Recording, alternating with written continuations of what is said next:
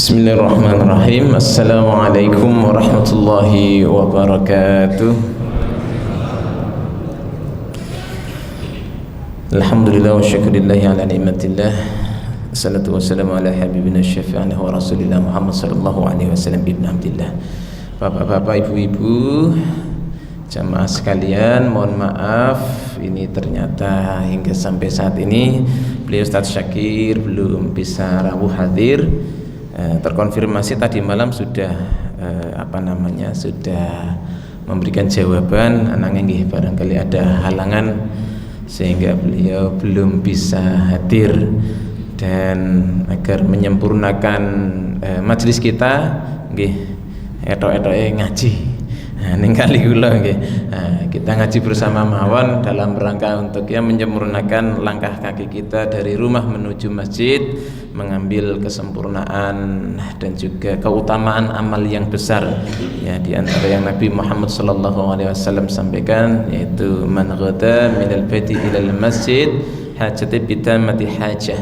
Siapa orangnya yang dia berangkat dari rumahnya menuju masjid, yang dicari tidak lain adalah untuk suatu kebaikan ya, atau mengajarkan kebaikan, maka Allah akan menghadiahkan baginya, yaitu mendapatkan haji yang sempurna dan hajinya sempurna. Ini hadis riwayat Imam Ibnu Hibban. Bapak Ibu ingat dipun muliakan Allah, sehingga perjalanan kita menuju masjid insyaallah dalam rangka kebaikan ini merupakan amal soleh yang sangat besar. Walaupun zaman sudah modern seperti saat ini, kita bisa nonton YouTube, bisa searching sendiri, googling dan lain sebagainya, atau yang kita semuanya punya kitab ya, kitab fikih, kitab sirah dan lain sebagainya, tafadhol silahkan. Tetapi berkumpulnya kita di masjid ini adalah amalan soleh yang termasuk ibadah kita kepada Allah yang tidak bisa digantikan hanya dengan kita duduk manis di rumah.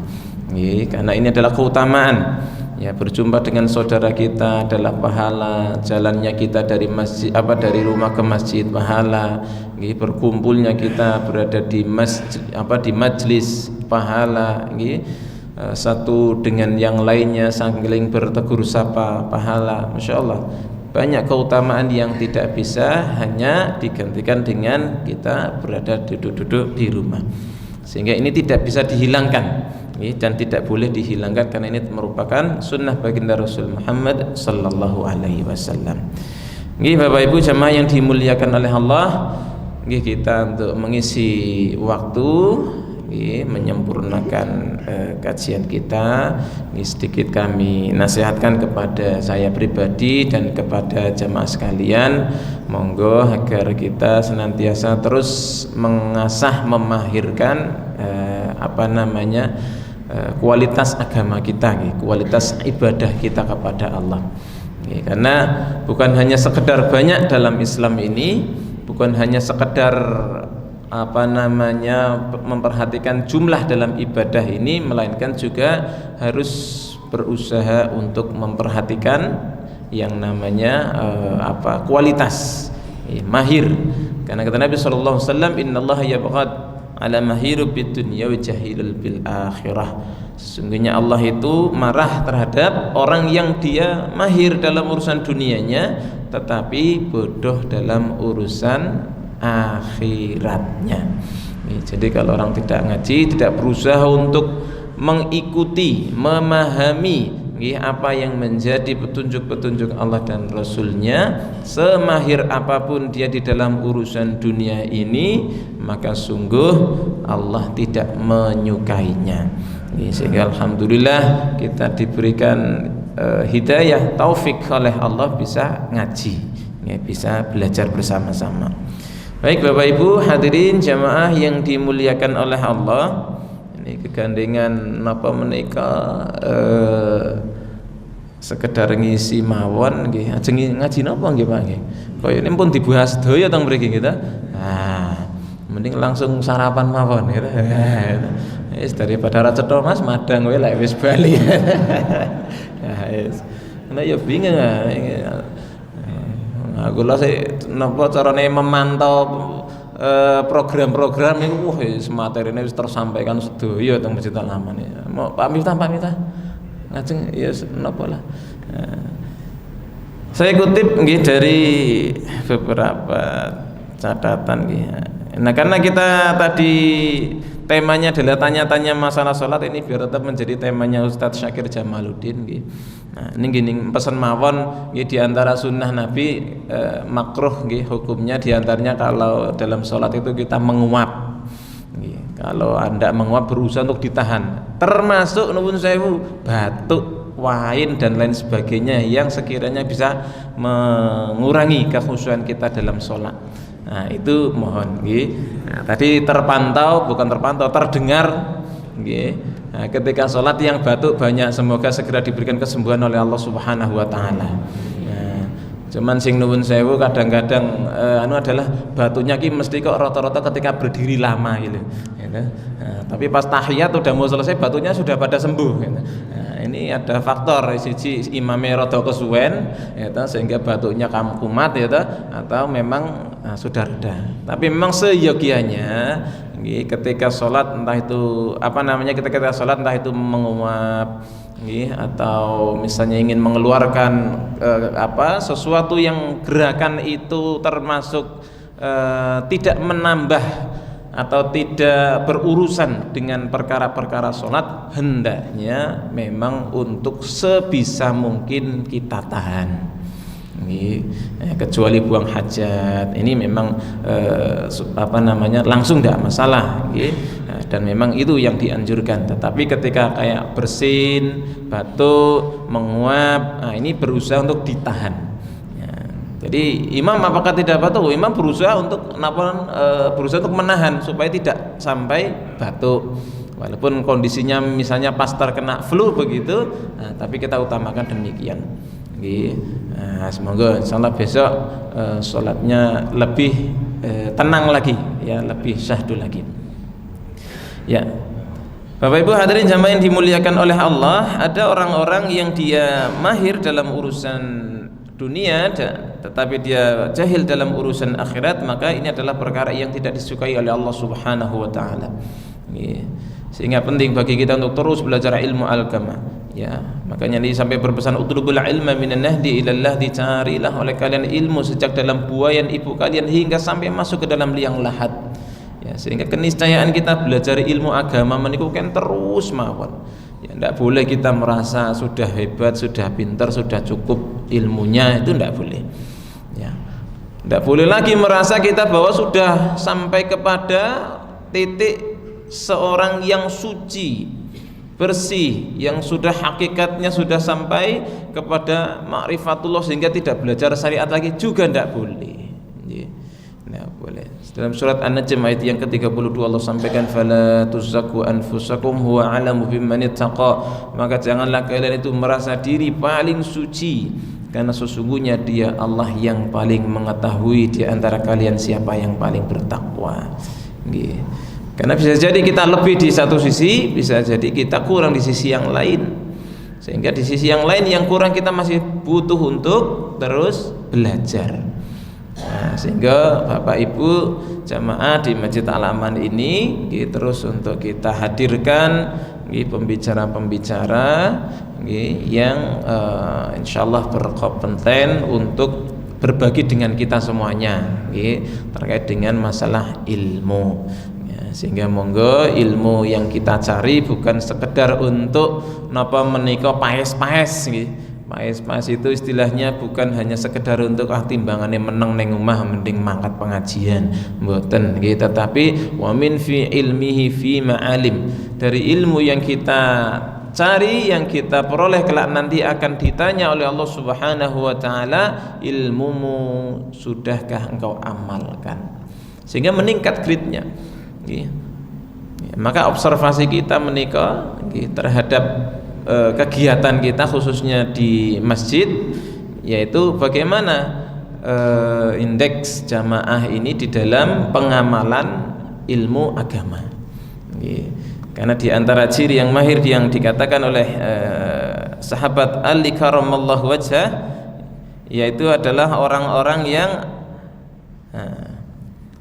menghindari ciri-ciri kebodohan. Menghindari ciri-ciri kebodohan. Itu tandanya tiang niku ngaji, sehingga sifat-sifat kebodohan ini mulai hilang dari dalam dirinya. Napa? Ingkang sepindah nggih menika al-ghadabu bila sabab. Ya. Yaitu orang yang sukanya marah-marah tanpa sebab. Nah, niki ciri kebodohan, yaitu orang yang marah-marah tanpa sebab. Ya, kita tahu menahan amarah itu adalah pahala yang sangat besar, karena ini perintah Allah, wal kadziminal ghaid, jangan tahanlah amarah. Ya, orang yang kuat juga kata Nabi SAW bukan orang yang mampu bergulat, bukan orang yang mampu memecahkan batu dengan kepalan tangannya, tapi orang yang kuat adalah orang yang di saat dia dalam posisi marah, dia tahan amarahnya untuk mengharap ridho Allah. Ya. Dan ini ciri kemahiran, ciri orang yang berilmu, yaitu tidak suka marah-marah.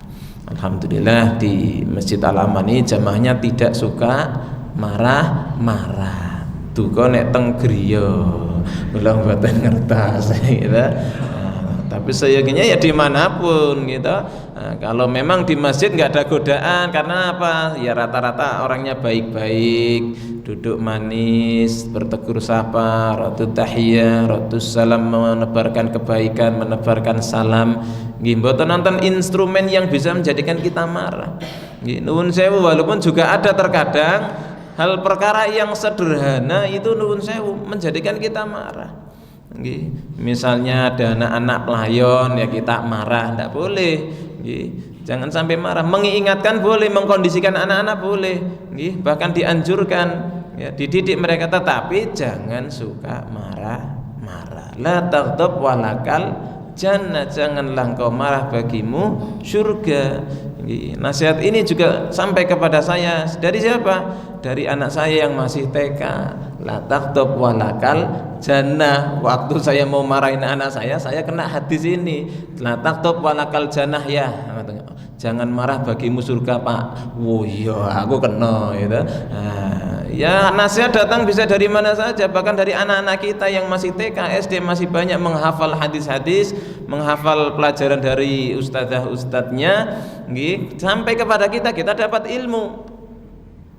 Ya, ini ciri orang beriman. Kalau dia mendapati ilmu, dia berusaha untuk tadimu alal ilm, menghormati ilmu itu.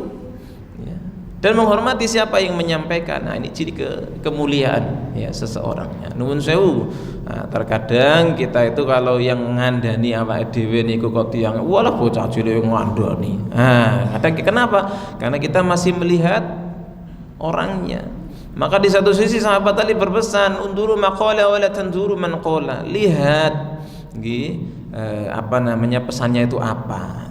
Ya, jangan melihat siapa yang berpesan.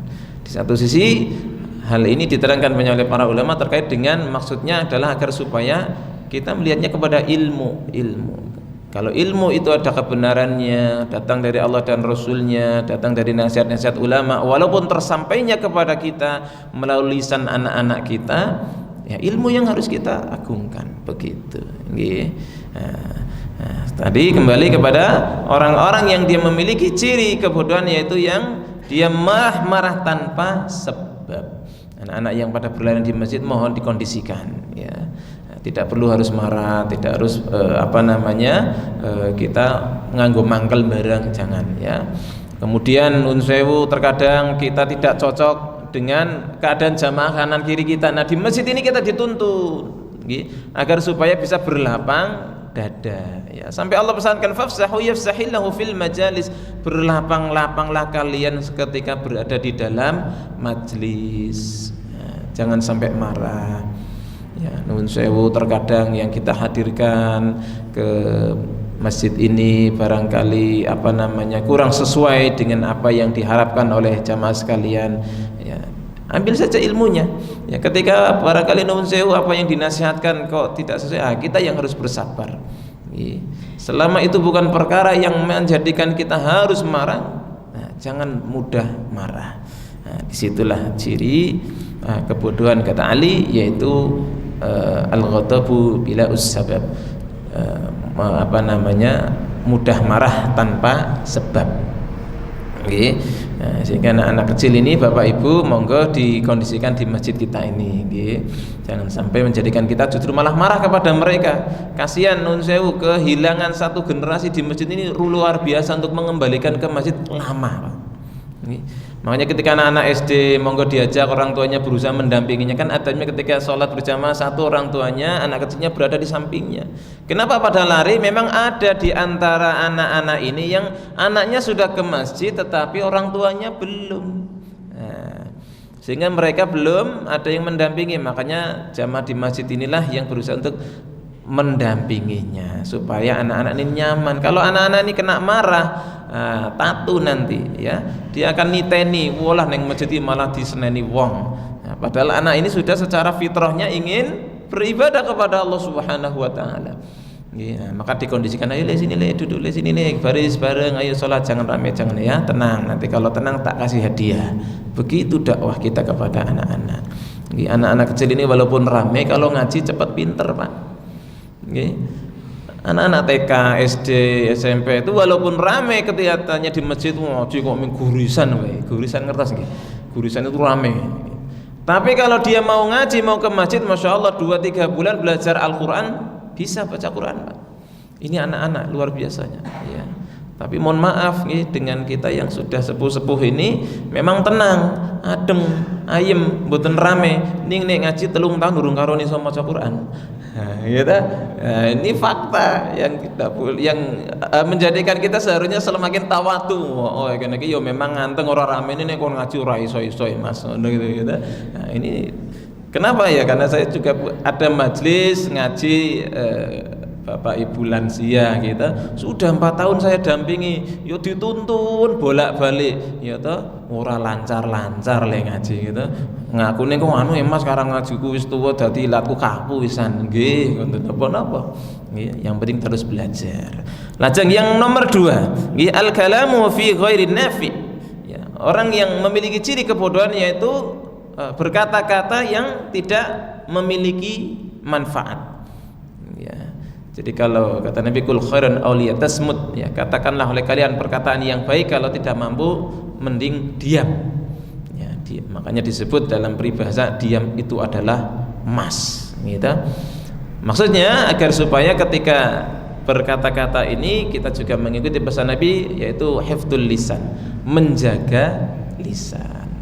Hati-hati kira-kira kalau kita ingin mengatakan sesuatu menyakiti tetangga kita atau tidak, gitu, bermanfaat atau tidak. Nah, ini menjadi mawas diri bagi orang-orang yang berilmu. Kenapa? Karena di antara ciri kebodohan ketika berkata-kata waton. Cara mangkel, oh aku ki ora iso Mas, teh ngali-ngali ngopo anane tak omongke. Ya nek bener ora apa-apa gitu. Ning nuwun sewu, ketika itu adalah bentuk dari emosional, kata-katanya ingin menghakimi dan merendahkan orang lain, menyakiti orang lain, maka ciri orang yang berilmu dia wal kadhimin, dia tahan amarahnya. Terkadang nuwun sewu sering kita dengar, ora Mas aku ku nek bededuk ning ngene mending tak omongke daripada aku malah ming penyakitan. Nah, padahal mengeluarkan kata-kata buruk itu juga penyakit yang lebih berbahaya. Kenapa? Bukan hanya dirinya yang sakit, tapi orang yang mendengarkannya pun juga ikut sakit. Siapa orang yang menyakiti kaum muslimin, ya, maka kaum muslimin yang lainnya pun ikut sakit. Kenapa? Karena masalul mu'minina fi tawaddihim wa taratumihim wa ta'atufihim kamatsalil jasad. Ya, perumpamaan mukmin itu kan kata Nabi seperti apa, di dalam sayang menyayangi, di dalam kasih mengasihi adalah seperti satu jasad. Satu sebagian dari tubuh kita sakit, yang lainnya sakit. Ada saudara kita yang disakiti oleh orang lain, maka sesungguhnya kita pun juga ikut merasakan sakit. Nah, inilah bahayanya lisan. Makanya harus dijaga. Sebagai ciri orang beriman dan berilmu, menjaga lisan. Dan ciri orang yang bodoh kata Ali, yaitu adalah kalamu fi ghairun nafi, kalau berkata-kata tidak punya ilmu. Kemudian yang ketiga yaitu wal atifatu fi ghairu mawdu'ah, ya. Memberi atau membelanjakan hartanya tidak sesuai pada tempatnya. Kita sering boros Bapak Ibu dalam perkara yang mubah atau bahkan yang maksiat, tetapi mohon maaf kita sering bakhil dalam perkara yang bermanfaat baik untuk diri kita ataupun untuk umat. Nah, ini memang sudah rata-rata sifat menungso. Tetapi ini menjadi nasihat bagi kita semuanya, tidak siapapun, kita semuanya. Ya, bahwa ciri kebodohan yaitu memberi sesuatu yang pada tidak tempatnya. Ketika makan-makan yang sifatnya hanya sekedar hura-hura, kita berani booking mahal restoran, habis jutaan-jutaan, hanya untuk apa? Untuk supaya kita terlihat oleh orang lain bahwa kita telah makan di restoran besar. Tetapi sementara untuk ketika sedekah diberikan kepada orang yang membutuhkan, fakir miskin, anak yatim, terkadang 10.000 pun rasanya berat sekali untuk kita keluarkan. Nah, ini ciri kebodohan. Padahal yang banyak memberikan manfaat adalah yang apabila dibelanjakan di jalan Allah. Dirinya mendapatkan manfaat dari sedekahnya, orang lain mendapatkan manfaat dari sedekahnya. Tidak ada yang sia-sia. Maka orang yang sia-sia dalam memberi yaitu orang yang ciri kebodohan.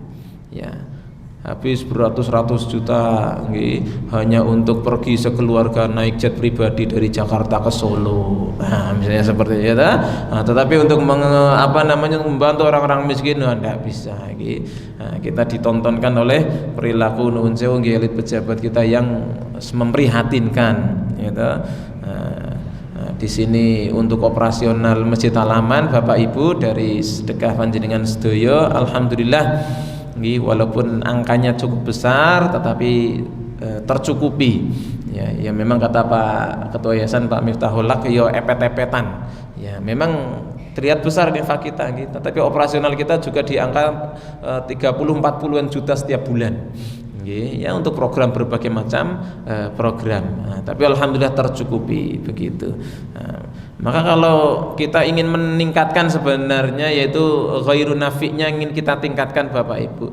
Jadi kita yang belum kita hadirkan kembali yaitu santunan untuk anak yatim, santunan untuk fakir miskin setiap bulan ini belum. Ini kita baru sifatnya periodik ya, kadang-kadang setahun 2-3 kali ya. Tetapi harapan kita kalau kita bisa hadirkan mereka orang-orang 10, 20 dari Nun Sewu golongan yang tidak mampu datang ke masjid ini, kita kemudian berikan santunan kepada mereka. Insyaallah masjid ini tambah semakin makmur.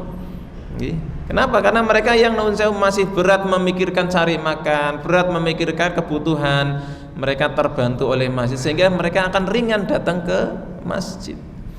Nah, begitu. Dan ini problemnya cukup kompleks. Sehingga monggo insyaallah ciri orang berilmu itu memberikan sesuatu yang bermanfaat, dan orang yang tidak berilmu memberikan kepada perkara-perkara yang tidak bermanfaat. Ya, walaupun terlihat loyal tapi perkara itu ketika tidak bermanfaat, ya mohon maaf ya termasuk ciri kebodohan. Dan yang keempat yaitu alla ya'rafu sadiqatun min aduwah. Seseorang yang dia tidak mengetahui mana teman, mana lawan. Nah, ini ciri yang bodoh selanjutnya kata Ali. Ya. Dan Bapak Ibu, persaudaraan kita dalam bingkai keimanan keislaman ini adalah persaudaraan yang sifatnya abadi. Monggo dijaga betul-betul. Ada sesuatu yang disampaikan oleh saudara kita di masjid kaum muslimin yang barangkali orang ngepenake ning ati, sabarlah tadi kembali ke awal supaya kita sabar menyikapinya. Jangan mudah marah, jangan mudah bertikai dengan mereka. Wa'tasimu bihablillahi jami'an wa la tafarraqu. Ya, berpegang teguhlah kalian ya kepada tali Allah secara jami'an, secara menyeluruh. Wa la tafarraqu, jangan bertikai, jangan bercerai-berai. Milu kaum muslimin ini kalau bersaudara itu kan sangat dicintai oleh Allah Subhanahu wa taala. Tetapi kalau kaum muslimin ini bercerai-berai sangat dicintai oleh syaitan. Karena di antara hadis sahih riwayat Imam Muslim, syaitan mereka bergembira ria ketika melihat dua saudara kaum muslimin ini saling bermusuhan.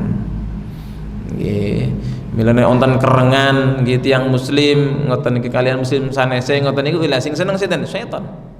Kenapa? Karena itulah sifat-sifat syaitan. Ya. Mila monggo Bapak Ibu di jamaah kita wis diregengaken. Dulu kita ingat betul perjalanan kita untuk semakin ramai kepada Masjidil Aman ini, sampai dulu kita adakan yang namanya sebelum Jumat Barokah nggih, hanya sekedar dibelikan jajan ke pasar kemudian dimakan bersama-sama jamaah. Ini dalam rangka apa? Supaya jamaah satu dengan yang lainnya dita'arufu, saling kenal, akrab. Sehingga kalau sudah kenal, sudah akrab ini nanti kita akan enak. Ketika sudah kenal akrab, Bapak Ibu sampun ngerasakan. Orang itu kalau sudah akrab, gojekan itu lah biasa atau nggih? Biasa. Tapi kalau belum akrab kok gojekan, dianggapnya ora sopan wong kae iki. Karo wong tuwa kok kaya ngono. Nah kan ngoten niku. Kenapa? Karena ndak ada kedekatan. Lain ceritanya ketika seseorang sudah dekat. Iki budi Pak, wah monggo Pak daharin. Wah niki apik. Pak monggo dahar. Wah iki wong nyumanggake wong kaya sapa wae, ora ono sopan sapene blas. Nah, kenapa? Nah, begitu. Mula nek pun akrab Bapak Ibu jamaah yang dimuliakan oleh Allah, ya tetap mengedepankan adab gitu. Tetapi di sisi yang lain kita tidak mudah tersinggung ketika hal-hal yang sepele gitu. Nah, mula monggo kita harus kenali bahwa saudara-saudara kita ini adalah teman kita yang sesungguhnya. Ya jangan sampai kepada orang lain, kepada musuh kita akrab, tetapi kepada teman sejamaah kita sendiri kita kalah akrab. Kita jangan sampai kalah kayak geng motor, geng nopo yang lain itu. Wah, itu persatuannya kuat sekali, Pak. Mereka kompak. Ya, tetapi nuwun sewu kita yang dalilnya sangat banyak bagaimana kaum muslimin ini agar supaya bersatu padu, bersama-sama membahu, tetapi mohon maaf kita urusan sholat saja kadang-kadang sering kerengan, sering tidak cocok. Ngaji saja masih pisah-pisah. Kalau ini ustadznya si fulan saya nggak mau datang, kenapa? Karena beda manhaj. Nah, ini yang masih sekarang terjadi. Dan manhaj kaya napa to? Nah, kan begitu gitu.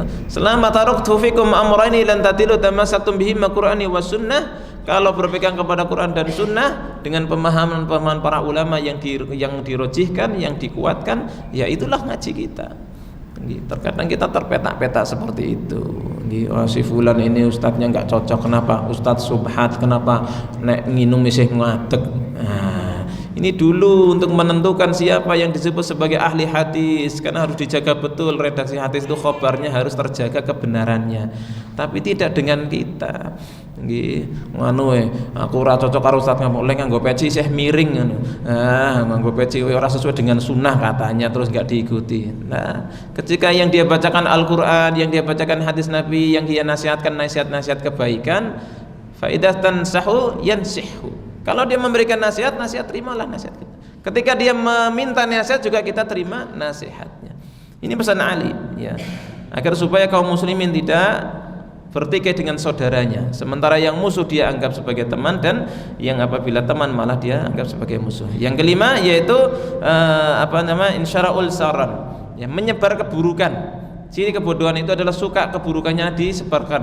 Ya, ketika Allah menutup aibnya malah dia sebarluaskan. Hari ini media sosial banyak diisi dengan kejelekan-kejelekan yang disebarluaskan. Orang semakin bangga ketika punya keburukan yang dilihat oleh banyak orang. Nah, ini perkara yang ciri kebodohan. Ya, semoga kita terhindar dari perkara-perkara tersebut. Yang terakhir yaitu adalah at-taqatu bi qilatil ahad, yaitu at-tasdiqatu bi 'alal ahad. Jadi dia mudah percaya terhadap orang lain. Ya, tidak dikonfirmasi. Ketika ada berita terkait dengan A, B, C, yang berita itu adalah menyudutkan saudaranya, dia tanpa tabayun langsung mempercayainya, bahkan malah memupuk kesuburan berita buruk tersebut. Nah, ini yang menjadi ciri kebodohan. Sehingga monggo Bapak Ibu jamaah yang dimuliakan oleh Allah, kita semarakkan kembali majelis kita, masjid kita agar makmur bersama-sama. Kita jaga hubungan kita dengan yang lain dengan secara sebaik-baiknya. Salat kita berjamaah bukan hanya salat bareng-bareng, tapi yaitu yang sesungguhnya membentuk jamaah. Yaitu membentuk persaudaraan, membentuk pertalian yang kuat satu dengan yang lainnya. Alhamdulillah sudah terbangun Bapak Ibu. Jamaah si fulan ada yang sakit, kita diinfo sama jamaah yang lain, ayo monggo yang mau tilik, nah, kita tilik bersama-sama. Ada yang meninggal dunia, kita dikhabari, berusaha untuk datang bersama-sama. Nah, ini kebiasaan-kebiasaan untuk membangun kebersamaan, dan ini sunnah-sunnah Rasul Shallallahu Alaihi Wasallam. Ya, banyak yang perlu kita hidupkan kembali. Demikian, mugi-mugi manfaat, sekedar ngisi. Ya Thomas ngenteni kok malah suwi. Ya, mugi-mugi manfaat. Wonten tempatnya lagi pangapunten. Kenapa lama? Karena ini sedekahnya istimewa, nasi box, sehingga tidak perlu nyari, ya, sehingga Bapak Ibu langsung bisa menyantap hidangan yang telah disediakan. Barakallahu fikum wa malikum, atas keluarga Bapak Maulana Ibrani dari Blok 1, dan juga barakallahu fikum wa malikum wa ahlikum untuk jamaah sekalian. Moga-moga manfaat. Wonten tempatipun nyuwun pangapunten. Akhirul qali hadza wastaghfir. Wassalamualaikum warahmatullahi wabarakatuh.